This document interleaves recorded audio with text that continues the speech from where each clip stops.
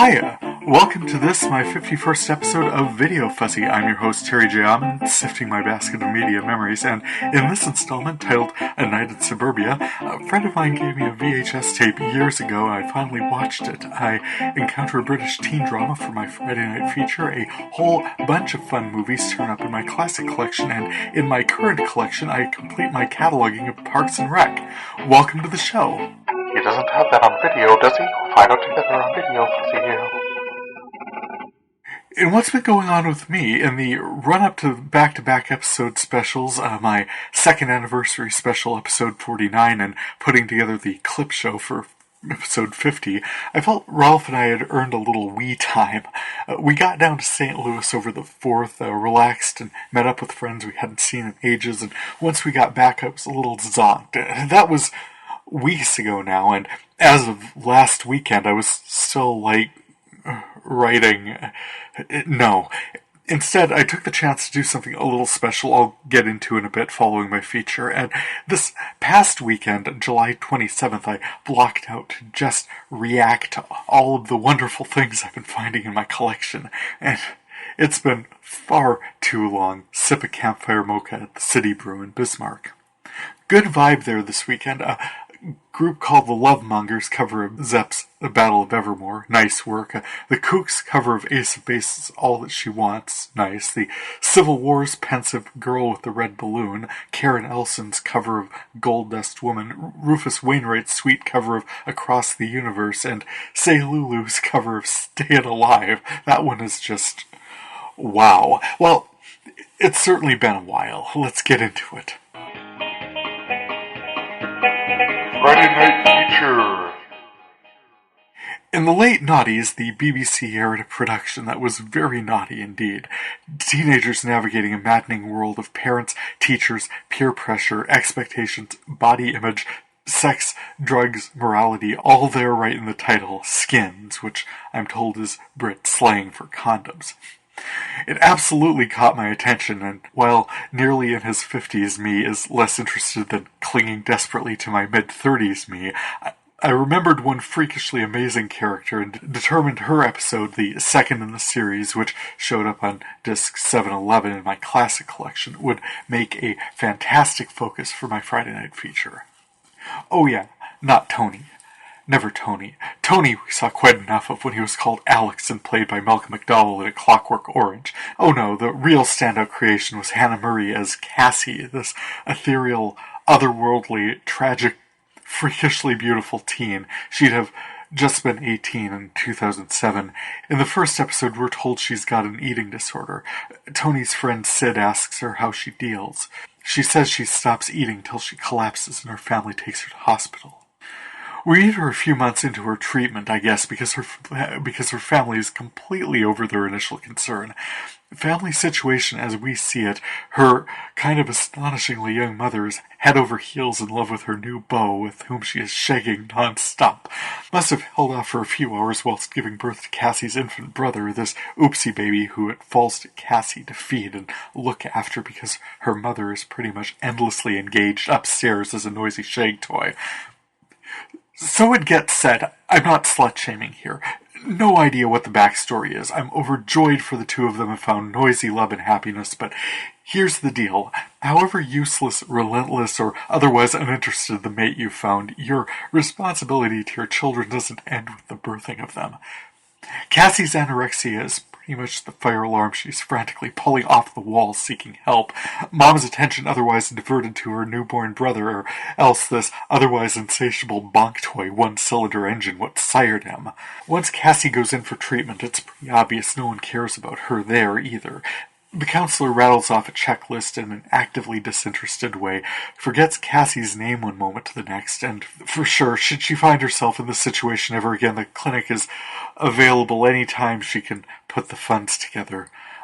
The standard of care by the end is she has to put weight on, 0.5 kilogram, basically 1 pound. Cassie has figured the drill. They'll make her empty her pockets, but other girls she weighs in with gulp down liters of water to weigh what the scale says they must. Cassie has food on the brain, messages all around her urge her to eat, but she feels that this is one tiny portion of her universe that she can control, and control it she does. Over lunch break, Sid, oh, she fancies Sid, asks her how she manages to hide her eating disorder, how she gets away with it. She explains, and I thought this was brilliant. To me, it felt like this scene was written through the eyes of experience. By way of explanation, she demonstrated. You become this flurry of activity, cutting your food, all the while talking about, oh, this looks great, oh, how hungry I am, and so forth. It's deflection, camouflage. You take a forkful, just about to pop it in your mouth, and then wait, oh, you ask a question, while the other is answering, back to the cutting, a lot of talk, wave your forkful of food around, make occasional swallowing sounds. All that activity and movement going on makes it look like you must be eating. Halfway through, you double down. Oh, that looks delicious. You reach and take some from another's plate just to keep cutting at your food, keep others distracted and off balance. Then a quick look at your watch. Oh, I've got to go. Oh, so full. Then scrape your plate like you just ate it all. And to the casual dining companion, it looks like you've eaten as full a meal as everyone else. I thought that was the most brilliant deflection, and the scene is among the best I've seen on television in terms of character development. At the beginning of the episode, we're introduced to Cassie as morning dawns on a house, ground zero of a teenage house party. She's over at Michelle's house. There are zonked out naked teens absolutely everywhere. There's food on every sticky surface from what looks like there must have been a food fight. The kitchen is every dirty dish in the house, and most of the neighbors, it looks like, and the calendar on the fridge joyfully announces the return of Michelle's mom from her honeymoon. Cassie stares at this entry, then wonders if today is the 13th. Seems like it is. She goes to tell Michelle, who tells her sleepily to sod off. Calls her a crazy bitch who never effing eats. She doesn't dispute this, but tells her it looks like her mom is coming home and if she wants help with the cleanup. Michelle says no, tomorrow, just sod off. Off she sods through the front door right as, oh look, Michelle's mum is home, Anna, with her new hubby, Malcolm. Anna asks if Cassie's been helping Michelle tidy up, and says, oh dear, there's a most important meeting arranged with the decorator this AM. Cassie says, totally, must dash. As she scurries off, Malcolm reacts to her slight frame, asks if she's on a hunger strike or something. Most of Anna's side-splitting horror at the condition of her home drifts off camera as the story follows Cassie through her day, through the anomie of Cassie's terrible home life, the identity erasure of her clinic visit, the soul-crushing loneliness of her school day, all the time messages she gets on her phone urging her to eat, and more on that in a bit. Now, one bright moment was the cab they sent from the clinic to make sure she goes. Cassie had made a connection with the driver, Alan, a desperately needed father figure who reaches out to her on a personal level, doesn't want to be shut out by that vague, meaningless smile she slaps on to protect herself from, well, the world. Apart from whether she hits her target weight or not, he wants to make sure she's going to be okay. She tries to reassure him she'll be fine. He smiles sadly and drives her the rest of the way to the clinic, switching the music over to something she'll like. She gets through the school day, willing Sid to notice her. Sid's attention is absolutely everywhere. The 17th birthday party Tony deployed upon him as a means of relieving him of his virginity, while Tony had Sid track down some pot for the party, and Sid's dealer gave him some pot on spec. The party went pear-shaped. The car they stole ended up in the river along with the pot, so there wasn't any chance of his selling it. Sid ended the night with no pot, no sex, and a huge problem in terms of getting money for the psycho drug dealer who, surprise, turns up as a substitute teacher in his class. Cassie loves Sid. Sid's hopelessly oblivious, but in her projection, Cassie suspects Sid is sending her the text messages on her phone urging her to eat. Several times during the day, text messages, sticky notes, over lunch when she was talking to him. She thought he spelled it out for her in his fries. She sees him on his phone at the end of his school day and says she appreciates it, but he needn't send her messages. He asks what she's on about. She said, look at my phone. You've been sending me messages. I just saw you. He takes her phone from her, looks at her, and says, Cassie, there are no messages on this phone. None at all. It seems clear that starving herself has had some profound psychological impact as well. In the end, in her confusion and desperation, Cassie reaches out to Alan, the cab driver, who agrees to meet her at a diner. Cassie has ordered a burger and fries, chips, but yeah, finger food. She can't distract him with a lot of flashy, clattery silverware play. She tries to engage him with questions, but he doesn't take the bait. As he smiles at her, she brings the burger to her mouth, and the screen goes to black right as she's about to take her first bite of food the entire episode. Brilliant. Skins is an odd pick for my Friday night feature because when I'm writing these things, I usually want to relate them to something going on now. There's something available here discussing delusion like Legion did last season. People react to things they see online differently depending on their point of view. And I know I've got some body dysphoria, but the stuff I'm doing for it, nutrition, exercise, portion control, it's mostly just keeping my weight in check rather than actively losing, which at my age is a kind of victory. Between me and Ralph, my body positivity averages out to the favorable. I'm a great furry cuddle bear, which he loves and I grudgingly accept as a good look for me. Mainly, I think the energy this show represents is young people exploring their world at the kind of creative energy most of us olds barely remember. Their world is endless potential, their horizons expanding, they have more freedom and resources than they've ever had before, and, well, I'm not sure what happens with Shell and her mom after their trash my home party disperses, but most have parents they can rely on if things go badly. As his storyline closes in episode 2, Sid is calling his mom for help with his drug dealer substitute teacher issue.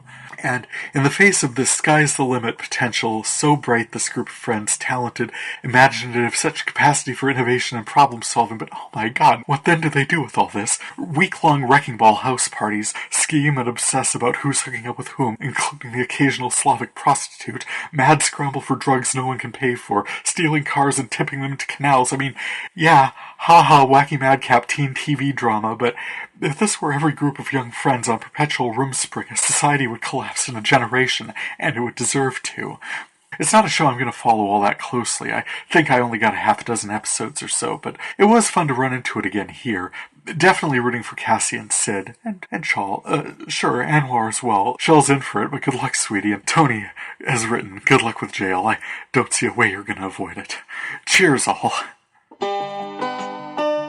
Cross Connection.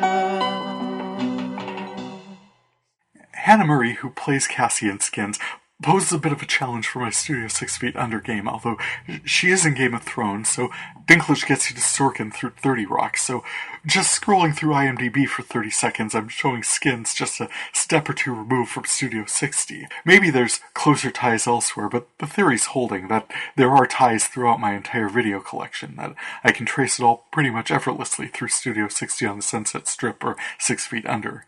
Tony, of course, is played by Nicholas Hoult, the Beast in Dark Phoenix, nailing Skins connections to Sophie Turner, J-Law, Jessica Chastain, Michael Fassbender, James McAvoy, and, of course, Evan Peters, appearing in so many American horror stories with both Sarah Paulson of Studio 60 on the Sunset Strip and Frances Conroy of 6 Feet Under. So, not so challenging after all, yes.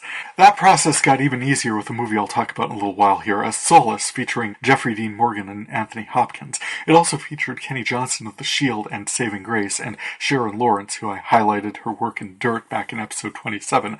Seriously, a real standout. Female lead Abby Cornish I don't have a lot of references for, but Colin Farrell I've got him in, well, not much, honestly. I know I nabbed a copy of Minority Report in here someplace, but oh hey, I see he's in Shakespeare's The Winter's Tale. I'd never seen the movie, but they staged it at the Capitol last week, and I'll have some comments in what I've been watching.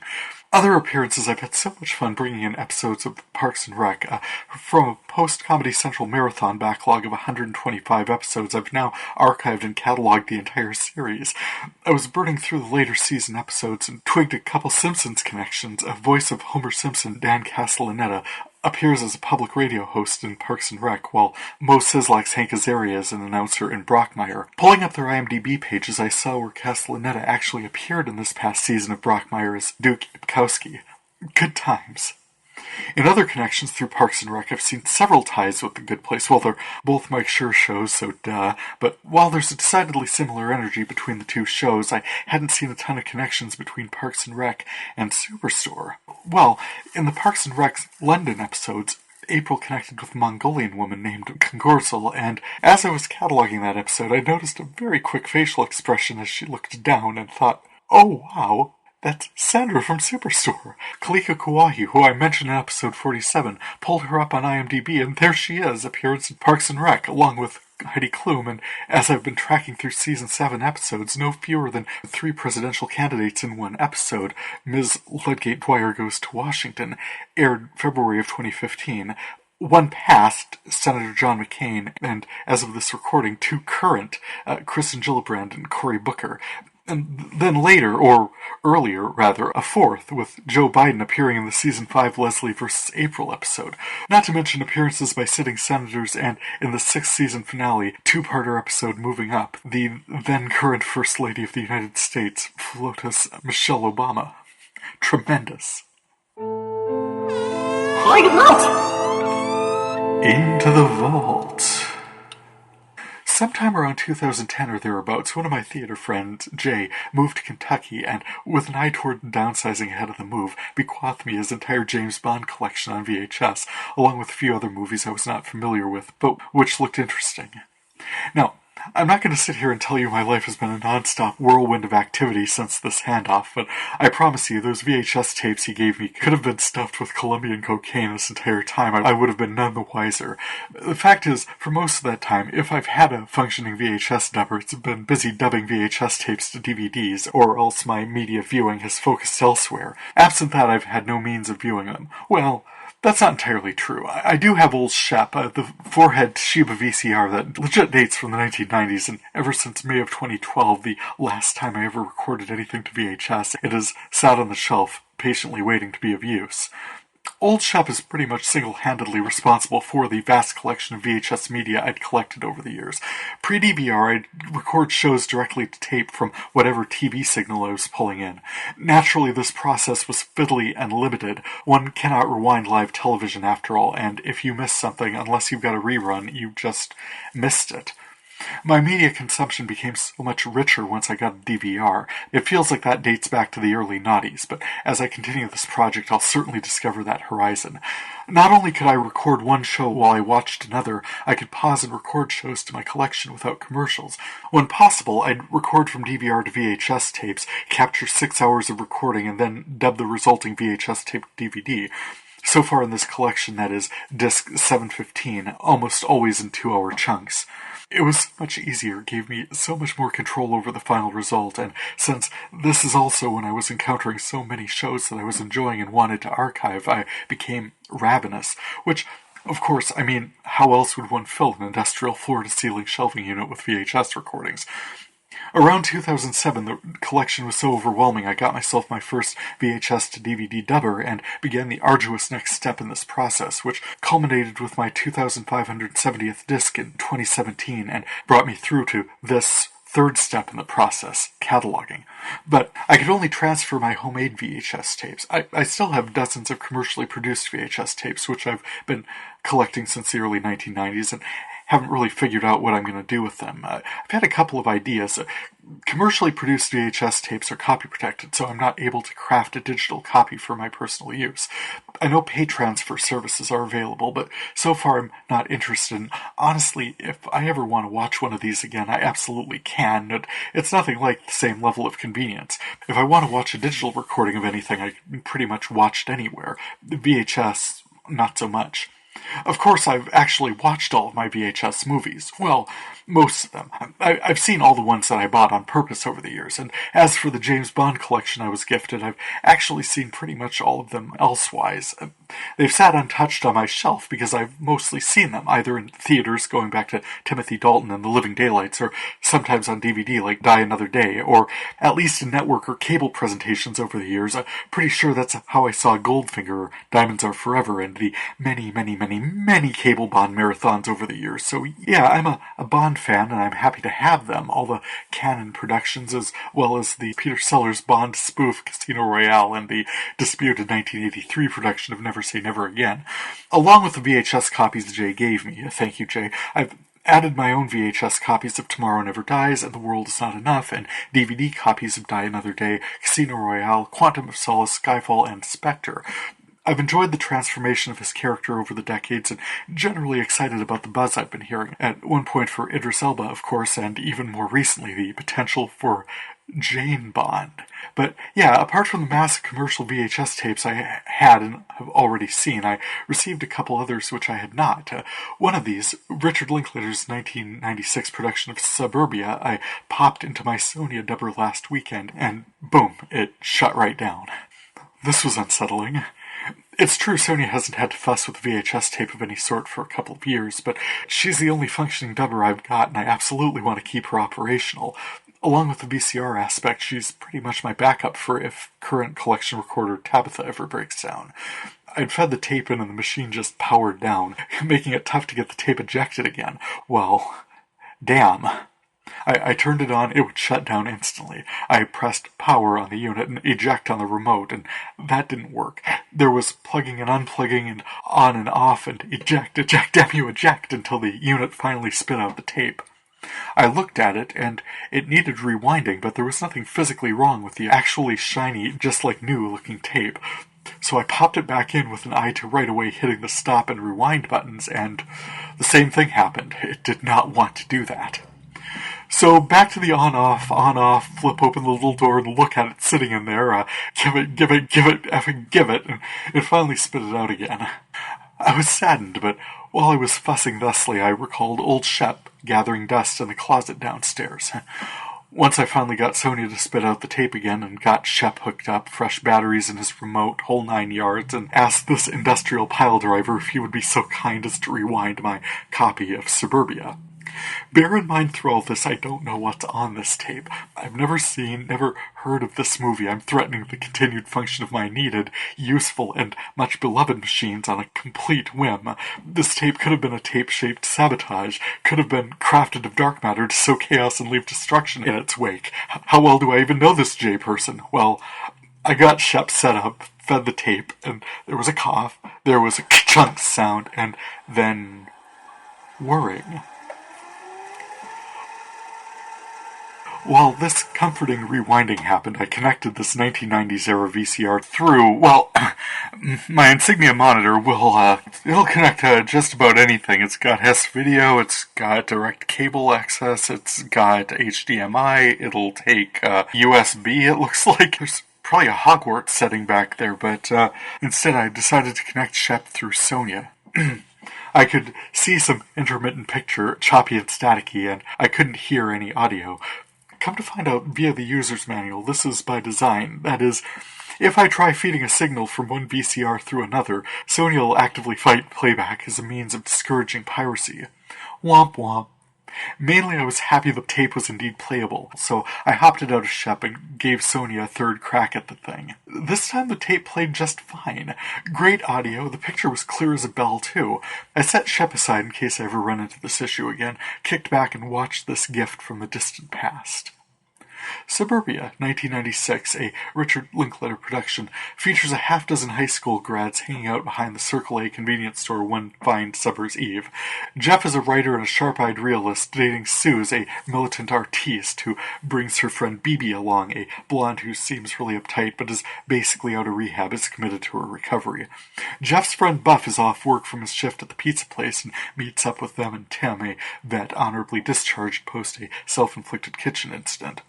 Weird given the ongoing peacekeeping efforts post Operation Desert Storm, but I guess they weren't as desperate for soldiers in this version. Or maybe, as we'll discover, reasons they were looking for good excuses to kick Tim far, far away.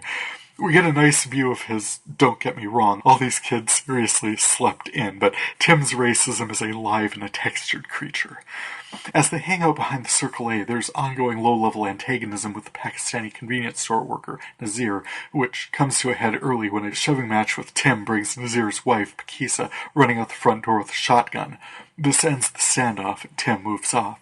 They're too distracted anyway. Their friend Pony, tall, handsome, talented guy from their class, used to hang out with them until he got noticed, got his video on MTV, went on tour, actually playing their hometown of Burnfield here, and no, none of them could afford the $20 ticket to go see him, but he pulls up in a limo behind the Circle A with Erica, his publicist or whatever, played by Parker Posey. Tim slinks back as Pony is reconnecting with his tolerably impressed buddies. They're figuring out ways to grab onto his success. Jeff wants to write songs for him, maybe. Suze wants to collaborate on the album cover. Tim is more interested in negging Erica.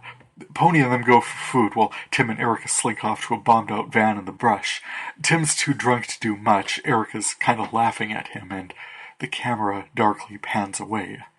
Some things that happen. BB makes out with Buff, but is ticked when he shifts his focus to Erica, and she wanders off.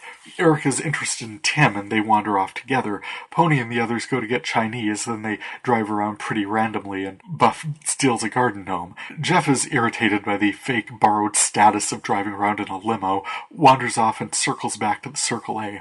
He meets up with BB again, who fills us in on her history with rehab. Jeff determines he'll sack up and go to New York with Suze, leaving BB with a bottle of bourbon. Tim comes back and picks another fight with Nazir, who calls the police. The cops arrive and arrest Tim, but before they leave, Tim tells Jeff that he beat Erica and left her for dead in the van. Jeff goes to investigate, finds Erica's flip phone in the grass, but ultimately can't make himself look in the van. Later, Buff shows up all excited because he went to the hotel with Pony and Erica and he had sex with Erica. Yeah, Jeff says, you're lying. You're always lying about sex. You didn't screw no one. Erica's dead in the van. At that moment, the limo pulls up and Erica's head pops out. But she's not dead. She did screw Buff. She wants to do it some more. And, oh, is that my phone? Thanks so much for finding it. They drive off again. Tim comes back, this time with a handgun to show that damn Nazir. Wow, the friggin' privileged racism in this character. Well, these characters. Honestly, I loved when Nazir told him in a couple of years he'd finished his engineering degree, his family would sell the Circle A and leave them all behind. At one point, Buff said, oh yeah? Well, I'll be going to LA. To which Nazir replies, oh, how delightful. I'm sure they have a lot of nice convenience stores there to stand around. When Tim confronts Nazir with his handgun, Nazir draws on him in return, and I'm like, wow, just because Tim had a bad performance with Erica and is drunk and ticked off at life, Nazir's dreams of a better life for himself and his family going to go up in smoke.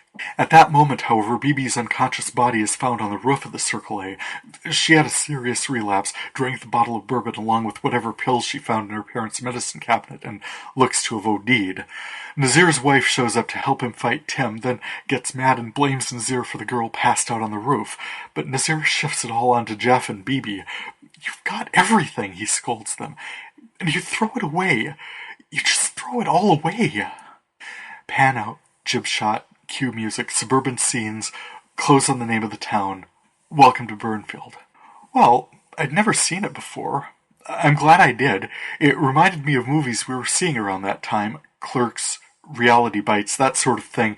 In the hands of Linklater, these sketchily defined characters explored a few boundaries: life, death, meaning, commitment, how tied into anyone else's future your own should be, the value of another human life relative to your own, particularly if you don't value your own so highly.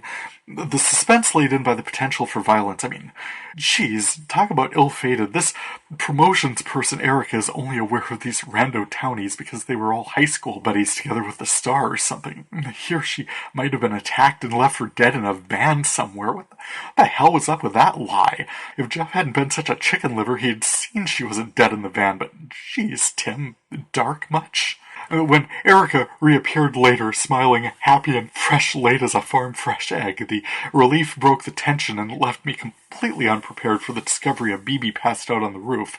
The closing dust-up between Pakisa and Nazir, culminating in Nazir's final browbeating of Jeff and BB, rang a little hollow, simply because in her case the destruction was self-inflicted, and by that point the hopelessness of these characters' lives felt completely baked in. Besides Pony, and on some level Tim, the army vet, however unsuccessfully, Suze was the only one who seemed to have defined a trajectory out of Burnfield and a stake in her own future. Everyone else was just wake up, exist, etc. Ultimately, thank you so much, Jay, for this copy of Suburbia. Dark, thought-provoking, certainly the kind of film I enjoy. Along with some VHS tapes, I've got a few commercially produced DVDs I picked up over the years I've yet to watch too, so as I continue working through my media collection, it's good to explore these corners of it as well. Diving into the classic collection. First and foremost, I found the pilot episode for Battlestar Galactica in my collection.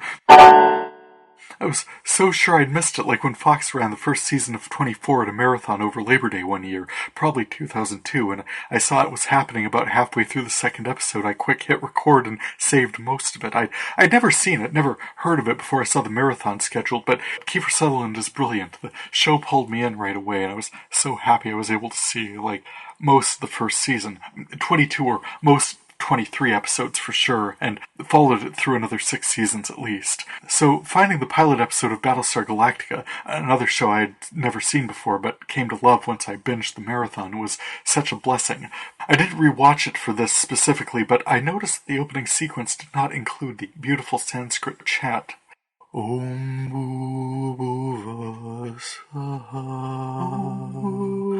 Tatsaviturvarenyam Bhagodevasya Dhimahi Dhiyo Yona Prachodayam. Approximation from a few different Battlestar Galactica fan sources I found online. Thank you. O God, giver of light and life, remove our suffering. We worship you. We ask for wisdom and guidance along our path. Which, in a show about a band of colonists overcoming obstacles in search of a new homeworld, that's a fantastic meditation. I'm so glad they added it. Without it, that opening sequence was kind of bleak. Discovering the pilot episode for Battlestar Galactica gave me some hope that the pilot episodes of Commander-in-Chief and The Middleman might still turn up at some point. The Kevin Sorbo episode of Natalie Morales' The Middleman is a good one and worthy of a feature, so if what I've found turns out to be all I've got, I'll go with that, but for now I'm still keeping my eyes open. As for Gina Davis and Commander-in-Chief, it seems unlikely that I didn't archive that one from the beginning, so I just want to give that one a chance to show up on its own as well.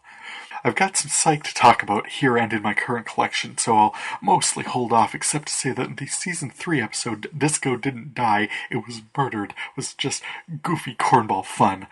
When a chain of evidence dispute reopens some of Henry's closed cases, one mad anarchist bomber may go free on a technicality.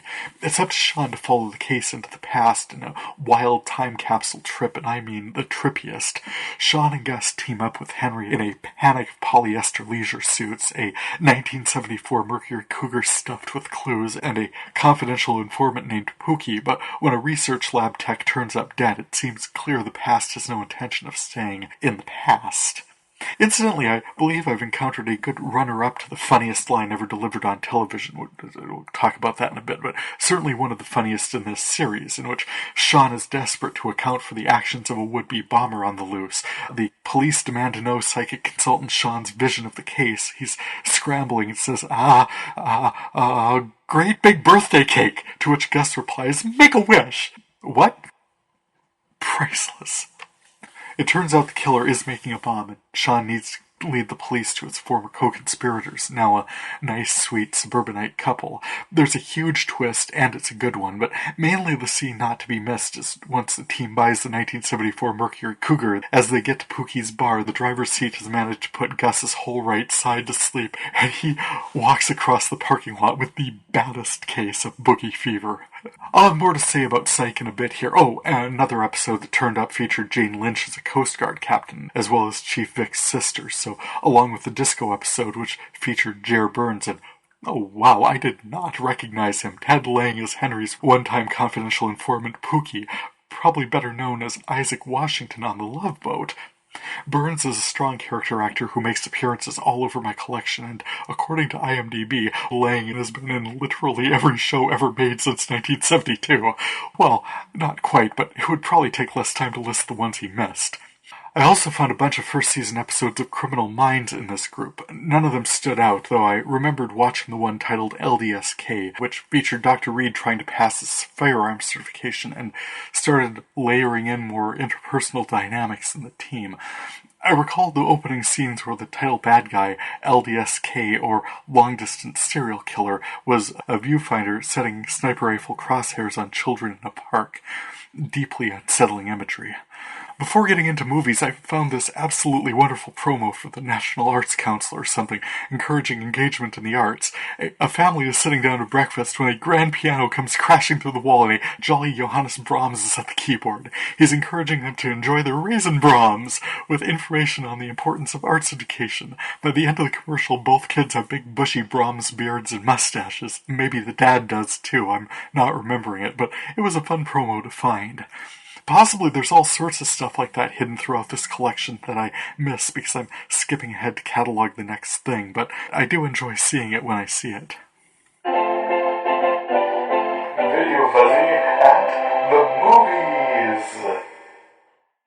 Apart from SubUrbia, I've encountered so many movies recently, not least of which a DVD copy of Kids in the Hall Brain Candy, which I purchased and used as a gift for friends, so I wanted to play it through and make sure it was a good copy. It was. It's a good copy of a good movie. It has no uplifting through line, no redemptive philosophy. The show is a series of character study sketches spun into overarching comic drama, reminding me a little bit of Little Shop of Horrors with more disappointing musical numbers. But the main thing is that Lorne Michael took a sketch comedy property he produced from 1998 to 1994 and spun it into a movie, which was released in 1996.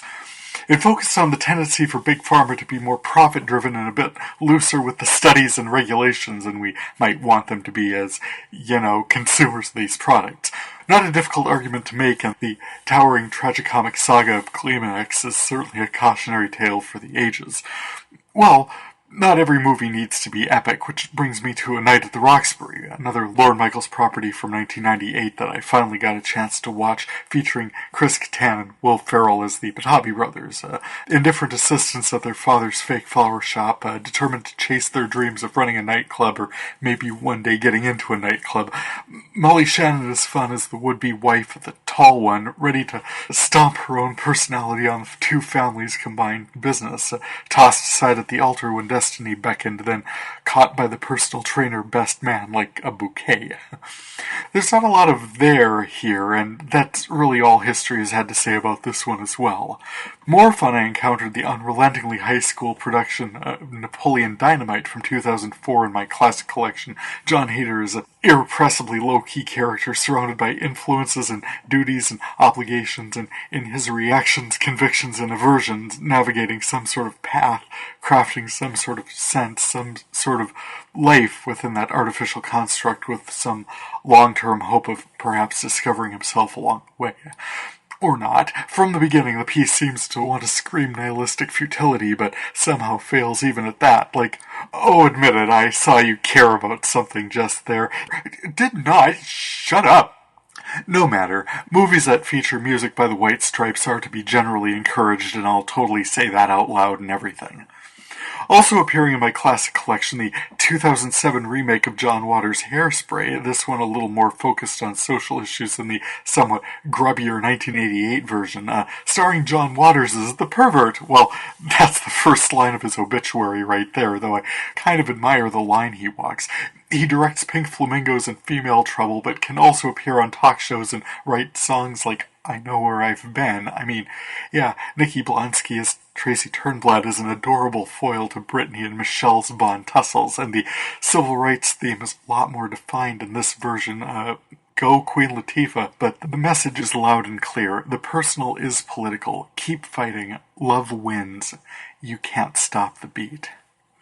As I was writing this, it occurred to me that this movie, with its welcome to the 60s, sponsor-driven urgency and themes of segregation, made it hopelessly period, but there's probably a really good Saving Mr. Banks making-of piece centered on the traditional casting of men as Edna Turnblad. We have a good potential for expanding this discussion from race to sexual and identity politics in present-day America. Hell yeah, write that thing. I know I'd watch it.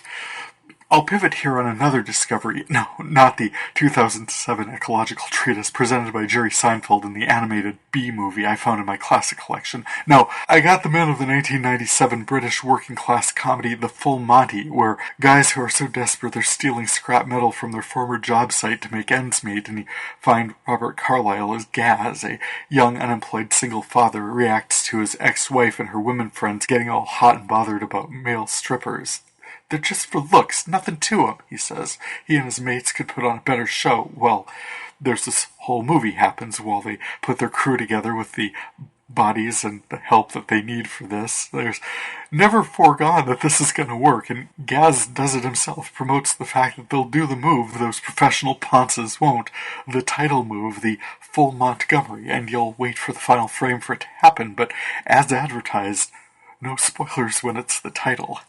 From there I turned to this really interesting 2015 think piece called Solace, starring Jeffrey Dean Morgan and Abby Cornish as federal investigators who pull in Anthony Hopkins as John Clancy, a retired federal investigator, to help them track Colin Farrell as a serial killer who would appear to be psychic.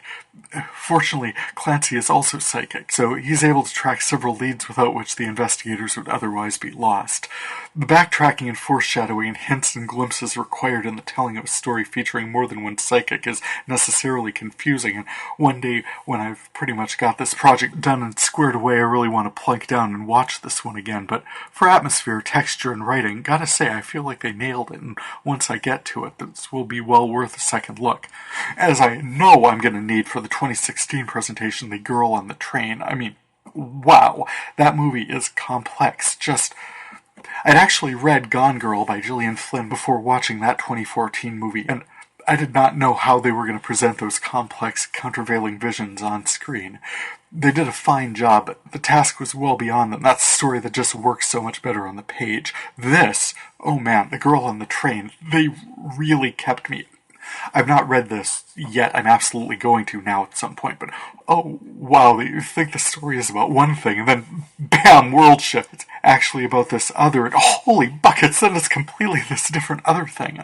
I freely admit I was gobsmacked by watching this movie. I will watch it again, but next time I want to come at it I want to read the book, or maybe take a class on it. Maybe, on one level it's just a view of the world through substance abuse and actual abuse and gaslighting, but there's so much more there that I really want to just engage with this material. Highly recommend. Current collection. I'm pleased to report that as of this installment, I have archived and cataloged the entire series of NBC's Parks and Recreation. Ever since Comedy Central ran the entire series as a marathon back in February, this has been a middle-distance goal, clearing them out of the DVR, maddeningly out of order. There were odd plot eruptions occasionally that just kept me waiting for explanations, and I enjoyed witnessing the cross-connections between Parks and Rec and other shows, particularly The Good Place, not least of which references to Banksy, Ron Swanson assertion that frozen yogurt is the celery of desserts, and Kristen Bell playing a 1.0 version of Tahani El Jamil. Since Rocketman is so fresh in my memory, the references peeked out, and Amy and Kristen's abortive duet on Goodbye Yellow Brick Road, Kristen going full Pagliacci in the face of Leslie Knope's barroom karaoke attempt and fail. Maddeningly also, and I blame Comedy Central for this edit because it's entirely on them, but apparently they needed to save a minute somewhere and clipped what, in my opinion, is the funniest line ever delivered on a sitcom. I was going to purchase the episode and include the line as it is delivered, but I feel like I can approximate it from memory, even though it's been years since I saw it. Coming back for part 2 of the 6th season finale, Moving Up, we get a tight shot of Tom addressing the conference room about working extra hard to get his restaurant, Tom's Bistro, open in time to capitalize on all the activity in town from the Unity concert. Pan out, and it's just Craig wigging out because he's already working extra hard just to make the Unity concert happen. If you're going to pull this off, we need more people. Tom agrees. He didn't want to do this, but he pulled in reinforcements. Cue the Saperstein twins. Honestly, one of the most delightful and destructive pairings in television history. Plus, I do love how they always manage to enter on cue. John Raffio is all, "Did someone call for a party zoo? What? Tom says no, while they're both farting around in the doorway with each other. Says, "Do you even know why you're here?" To which Jenny Slate as Mona Lisa Saperstein, the most wondrous mental human train wreck in all of God's creation, suggests, I don't know, 4-way with my ex, my brother, and this rando? I'm in! I want it on a t-shirt. I want it stitched on pillows. That line, the art, it sings.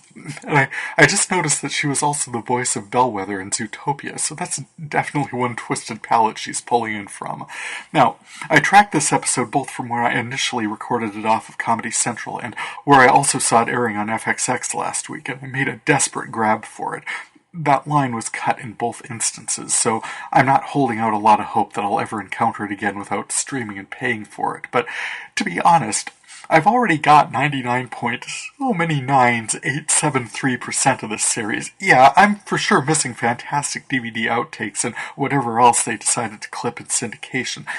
Regardless of how stupendously funny this line was on the screen, it's just as hilarious in my head, and again, it's not incumbent upon me to archive every last scrap of televised comedy gold, even as should mayhaps it be the funniest 14 words ever said by a person on a soundstage in the recording of a television situation comedy. Even then, yes. As Tenacious D once celebrated the greatest song in the world, so let this podcast stand as a tribute to the funniest line ever delivered on a sitcom. We can all track it down on our own should we so wish. USA premiered the Gina Torres political drama Pearson. Set against a backdrop of the surprisingly low-key offices of the mayor of the city of Chicago, Gina Torres plays Jessica Pearson, a disbarred New York attorney who moves to Chicago to shake things up at City Hall. She's hired on in the mayor's office to serve as communications back channel between protesters, employees, department heads, and the mayor himself. There's evidence of corruption reaching the highest level. A flash-forward scene in the pilot episode saw Jessica shredding documents at City Hall before slipping out to a clandestine meeting after hours. It's all terribly mysterious, and a person could wish it was more believable. Like in SubUrbia, it was so weird when this hometown Made It Big Rockers concert was going on and, no one was hanging out at the convenience store he used to hang out at, especially when his limo was pulled up outside. I mean, people would mob that thing. In this case, it's yeah, I was disbarred in New York, but I grew up here. Who else could possibly come in and dialogue with protesters on a hunger strike or disgruntled workers? I don't know, someone who stayed here and has credentials? I mean, it's going to be a real stretch to find a left-center lawyer in Chicago that people like. Let's just take the next person who walks in the door. That said, Gina Torres is a fun actor to watch. I think she does a good job. I've loved her in most everything I've seen her in. Not to mention, she's all over my collection. So, yeah, I'm a few episodes in. I'm going to keep watching it for a while. I wouldn't exactly call it the freeware version of House of Cards, but it's off to a pretty good start, and so far I'm enjoying it. Archer 1999, I think, is bringing this meta world building to some kind of a head. Since Archer drowned in a pool, I think at the end of Season 7, the last 3 seasons have been coma dreams, one set in the golden age of Hollywood, one set in the late 1930s on Danger Island, which I just listened to this past week's epic installment of Forgotten TV's podcast by Chris Cooling was one long reference to ABC's short-lived 1980s presentation Tales of the Gold Monkey. Check that out. And this season they're in space, having adventures with space phrasing. Last week they encountered a bizarre hyper-reflective cube floating in space that seemed to respond to violent tempers. The cube reacted when Cheryl tried stabbing it by disappearing her scalpel, then asphyxiating her, which, as we've learned of this character, is sploosh. Then the cube itself vanished at the same time Archer began experiencing decidedly not space things not known to be aboard the Seamus, things like Lana dressed in her spy gear, things like TV's Michael Gray stuffed in a locker, things like, oh hey, it's Woodhouse, who died. Well, Archer's just imagining all of this anyway, but it'll be interesting to see where they're going with this. Tune in next time for H. John Benjamin and Friends in Archer 1999 on FXX. In Pose, Blanca's shop is in trouble when wicked step-queen landlady Frederica Norman, played by Patti LuPone, I know, plays her, distracting her with an appearance at her AIDS benefit while her henchmen board up Blanca's shop and change the locks. This past episode featured Pray Tell having a bad reaction to his AIDS meds and ending up in the hospital, where Candy appears to him along with several other voices and faces from his past. Regardless of Frederica's wicked wilds, the fundraiser is a success. Pray Tell is feeling much better, and everyone Blanca helped with the benefit turned up outside her shop to protest her being turned out. The thing I don't understand is nothing succeeds like success, right? If Blanca's operating her shop and making her payments, then regardless of Freddy's personal feelings, how would she even have time to care about her, let alone this theatricality of belting out Look at Me torch songs on an AIDS ward and then distracting her with dinner afterwards? Well, That's the difference between Pose and Claus. Well, that and 30 years in cell phones. On Claus, the Lovelands have adopted Dean with some malevolent intentions I don't understand perfectly, but it involves a mahjong tournament, and believe me, end of any episode these days, if I don't hear the word mahjong another 20 or 30 times, I'm good. End of last week's episode, it looks like the Triads, or whatever gang is using Casino as a cover operation, shot... Oh, yeah, sorry. Spoilers all up in this, but yeah, shot Quiet Anne's fiancé, which is a real kick in the head after would-be racketeer Yolanda turned up dead last week. So, since she's the only one who knows how all these dollars move, I'm pretty sure they're going to have a wonderful time with the professor this week. The world of Legion is moving at an increasingly accelerated pace. We got further along in our studies of time travel with Switch joining David Heller's commune. Lenny'd pretty much stepped up as enforcer, but as her lover Salmon's baby is ever closer to term, she was ready to step away and forge their own path. Up until David spent an episode 30 years past peeking in on his mother Gabrielle and his father Charles Xavier. Yep, that was definitely exciting, in an attempt to prevent the Shadow King Farouk from ever possessing him. As this effort, again, quite predictably failed, the Tick-Tock time demons escaped their slumber in Switch's time corridor and caused a variety of temporal issues, one of which was to eat the lifespan of Sam and Lenny's baby. Lenny experienced the birth, growing up, and growing old years of her daughter, actually experienced her death on her deathbed, as the time demons chuckled. Enraged, Lenny confronts David and then kills herself. A lot of things are going pear-shaped around him. Lenny wasn't the only one having time demon issues. They walked back the thrall David cast on the scientist, the male Loudermilk as he's called, so he grabbed Switch and took her back to Division 3 with him. They'd taken David back to before he was born to plead with his mother for his own safety until he figured out how to destroy them. Free of their destruction, David makes a high body count assault on Division 3, seeking to recover Switch and fix all of the many, many, many things that have gone wrong since Farouk recovered his own body. Well, wherever he's so determined to re-enter and redirect this rather effed up time stream, he's got Switch. Well, Mind Jumper Sid took control of his body, or rather she'd switched places with him, not realizing there are dozens of Davids inside his own head now, all seemingly malevolent and all calling themselves Legion. So, once he took the inside of his own head back, he projected a new vibe to a multiplayer karaoke version of What's So Funny About Peace, Love, and Understanding. Wild ride, guys. Can't wait to see where you're taking us next.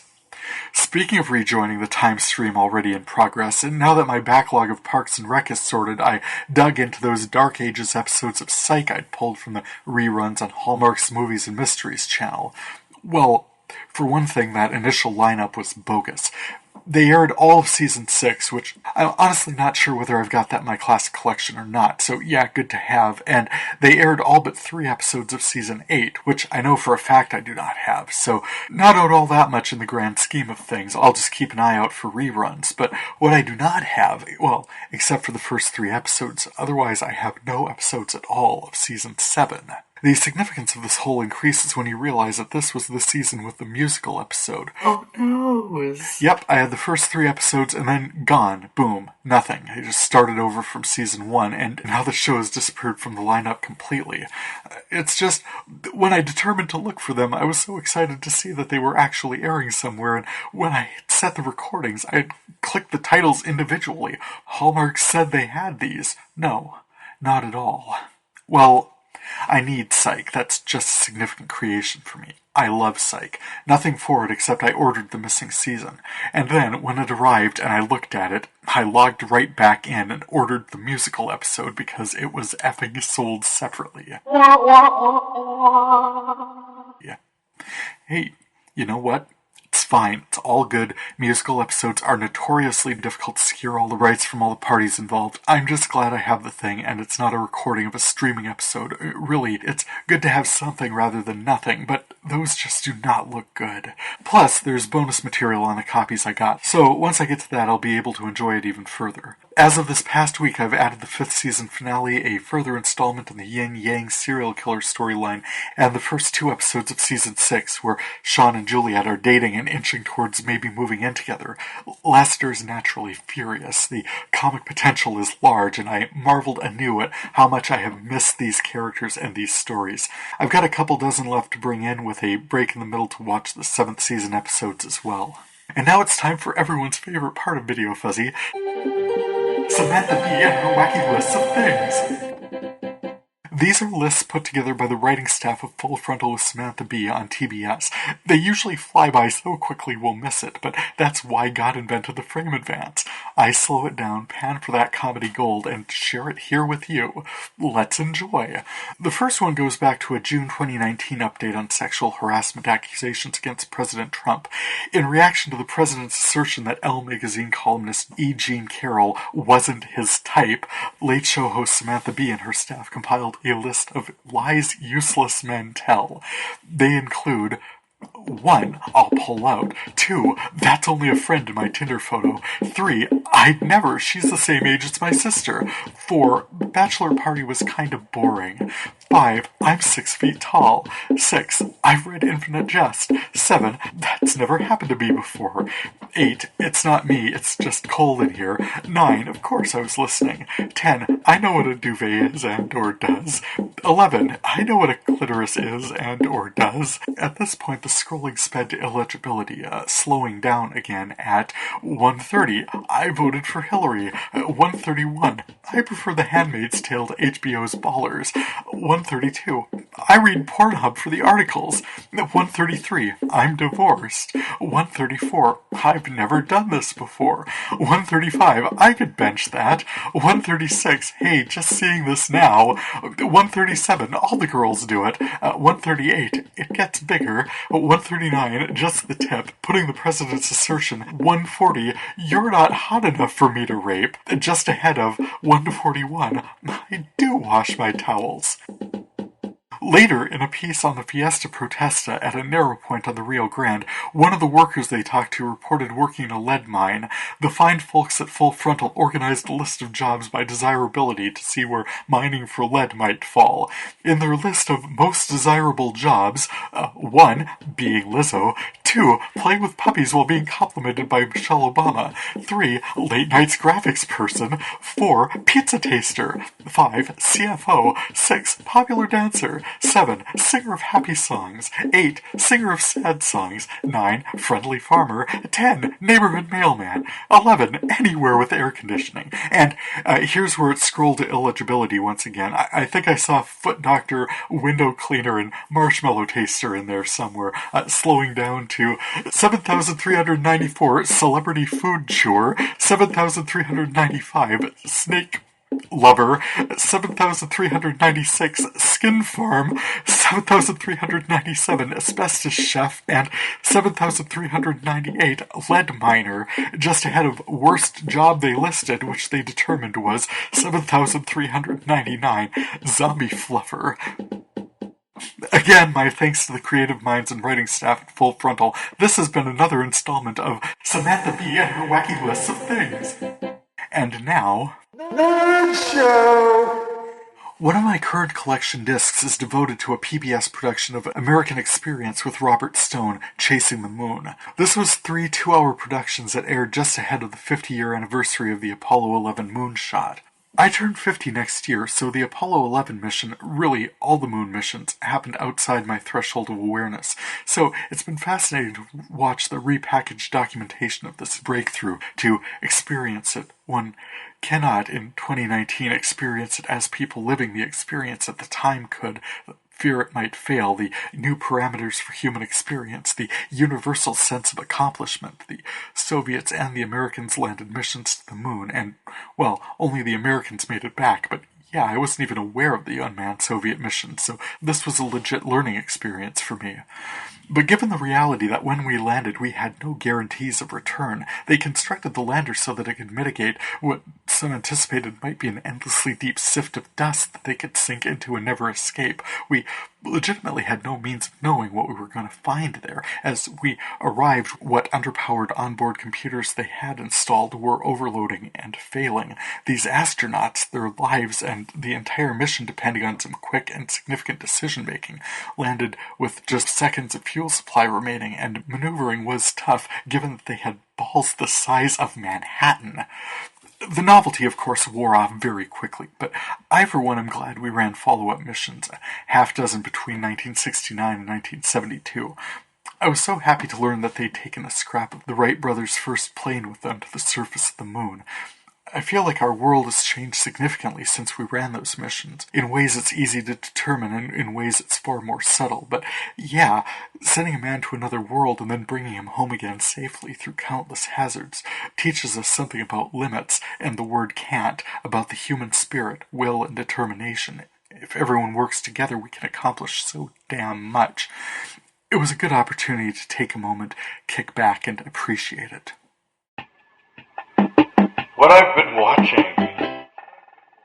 This summer, the Capitol Shakespeare troupe staged what they described as one of the Bard of Avon's weirdest plays, The Winter's Tale, featuring representations of the gods Apollo and Artemis on stage, transformed into the concept of time halfway through, so basically a walking title card reading 16 years hence, bears, fools, and statues come to life. It's all go in The Winter's Tale, which, honestly, the most problematic thing was an out-of-control phlegmatic ruler, Leontes, the king of Sicilia, suddenly struck mad with jealousy, surrounded in his happy household with a loving wife, Hermione, fair to bursting with their second child, their first, Prince Mamilius, of bonny countenance, a walking mirror of his majesty. But, oh wow, witnessing his wife's benign goodwill towards his best friend Polixenes, a king of Bohemia, Leontes raves against her infidelity, her faithless betrayal. He's a cuckold in his home. He banishes Polixenes and pens his pregnant wife in the tower. At the pleading of his distraught household, the wake of which leave his son mortally ill, his wife's health hang by a thread, her lady-in-waiting, Paulina, pleads for mercy, sends for an oracle. His wife is chaste, his family intact, the gods have spoken.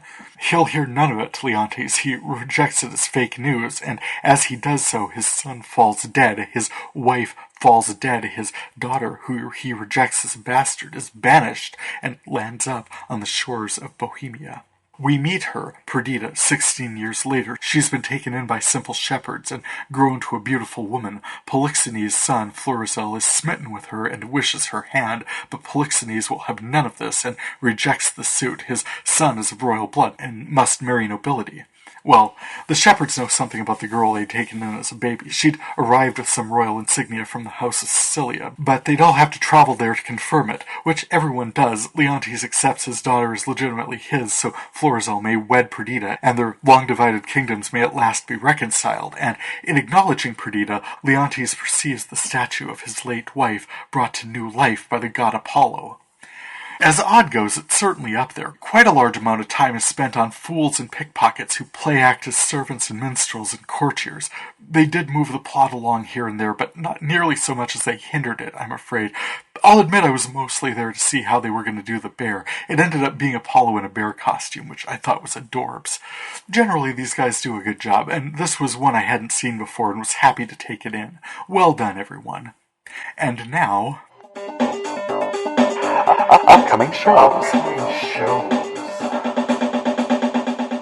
Oh man, so many movies coming up. I combed through the listing on FXM over the next few weeks and found a good number of backlot mysteries I'd never heard of before, but which sounded kind of interesting. I'll be pulling those in as I get a chance, along with a few other shows on Sci-Fi like The Wizards and on Bravo like La La Land that I'm looking forward to. Plus, Preacher is resuming for a 4th season on AMC. Very much looking forward to that, and still further ahead I saw where Bravo is bringing Project Runway back this fall with 4th season winner Christian Siriano, so that should be a lot of fun. And with that, thank you so much for checking out my video cataloging project. You can check out my catalog listing along with audio links at VideoFuzzy.blogspot.com and past episodes at Apple Podcasts. Feedback is always appreciated, and you can contact me through my blog or podcast sites via email or through my VideoFuzzy page on Facebook, or you can follow me at TJVideoFuzzy on Twitter. For VideoFuzzy, I'm Terry J. Aman. Happy viewing! It might be amazing, it might just be scuzzy. We'll find out together on VideoFuzzy.